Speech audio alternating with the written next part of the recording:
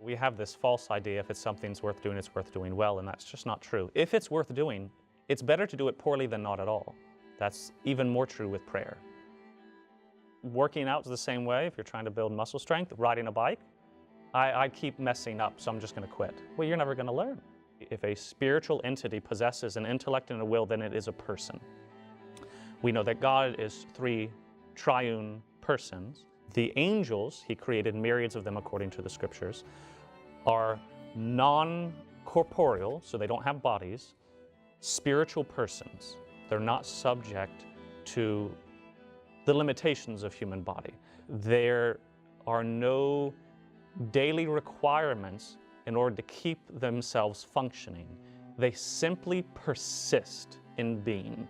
This is how God made them. Because they don't have bodies and brains through which, for us as humans, our intellects must function and work, their intellects are far superior to ours, so are their wills. So they act simply by thinking about it. They also have eternal volition. So once they make a decision, then it's a permanent decision, which is why, unlike human beings, once an angel made a decision to rebel against God, that couldn't be changed. So they had an eternal decision that was made at that moment, and the rest of their history was determined at that point.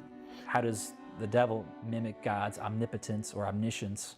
Well, through the other fallen angels. They communicate. They don't need to send a text or an email or FaceTime each other. They talk, telepathically through their intellects. They can relay information very quickly. As a human being, I have a human nature with a body and a soul, and I have certain responsibilities to care for this nature and to govern this nature and to use it well. And if I'm not using it well, one, that will hinder my interactions with God, who is here to help me and guide me and love me, and two, it'll make it easier for the demons to affect me.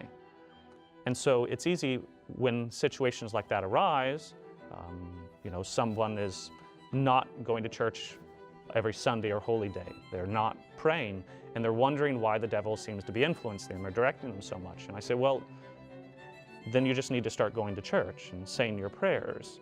The first thing and the most important thing to remember in the home is that, according to the scriptures and our belief as Christians, the father is the head of the household. And that means he has more spiritual authority in the home than anyone, even his wife, although they share much of it.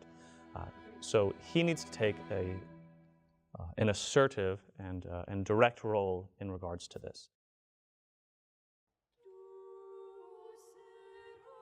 The demonic, like the fallen angels, who are they going to come to? Right? They're very legalistic. They're not going to start out if they're going to attack a family or even, try to attack the marriage at first. How's it going to happen?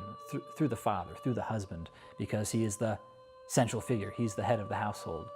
So I've got to be on guard. If I'm not praying, if I'm not doing my duty as a father, then I am opening up my family to a potential attack. The priest uses the old rite of blessing on candles and on bells. Those can also be used in spiritual protection. If the candle has been blessed by the old rite of blessing and you light the candle, anywhere that the light shines, demons must flee. And with a blessed bell, if you ring the bell, as far as the sound travels, the demons must flee. And again, these are tools we've used in the past and we can still use today, but most people don't know about them and don't put them into practice. Again, small little things. That's why Catholics have had a great tradition, even at home, of lighting a candle when you pray as a family. It was always a blessed candle. Incense, a great thing. We use it at church, but blessed incense, wherever the smoke travels and the smell permeates, again, the demons must flee if it's properly blessed. So we have all of these wonderful sacramentals that we don't use as much as we used to. Light is a symbol of divine, or the good, the intellect. So this is the light of Christ, right? And this is representative of what I should be and what we all need to be, right? Going out and being that light in the darkness, right? Because then we can, obviously see there's a clarity to it, not just physically, but even mentally. If we're living a life that we're meant to, which is seeking Christ, and with that foundation of Christ, then hopefully we can reflect that image of Christ, which we should be doing. We're called to lead a sacramental life, to rebuke the powers of evil, and realize that we have nothing to fear as long as we maintain our relationship with Jesus Christ and we strive each day to be holy. We need to be conscious of the fact that our task is to get to heaven, and because of the reality of the fallen angels, the demons, they want to destroy that and interfere with that.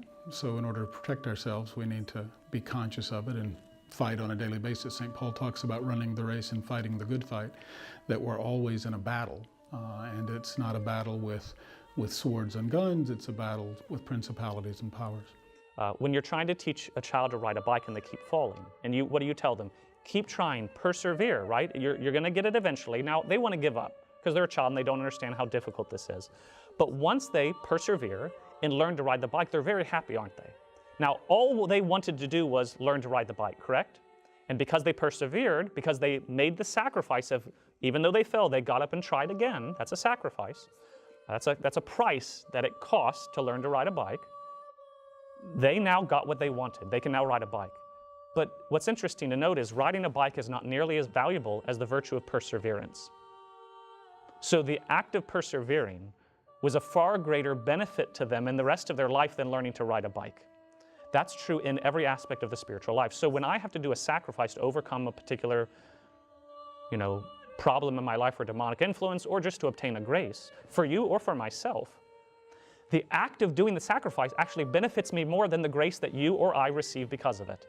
Because it helps me grow in virtue, in humility, in chastity, in poverty, in obedience, in all of the great virtues, in love of neighbor. That's the beauty of God's design and plan. We think, why do I have to pay a price? Why can't God just give it to me? Because the price is integral to me as a person and to perfecting my human nature and making me more like God. You see the beauty of how God has constructed the spiritual life. That everything, if it's done right, benefits us, and nothing harms us, and nothing is too burdensome, when you understand it at least. But like children, I keep falling, I don't want to ride the bike, I don't care anymore, right? We just give up because it's too hard, and we don't understand the real benefits that are awaiting us.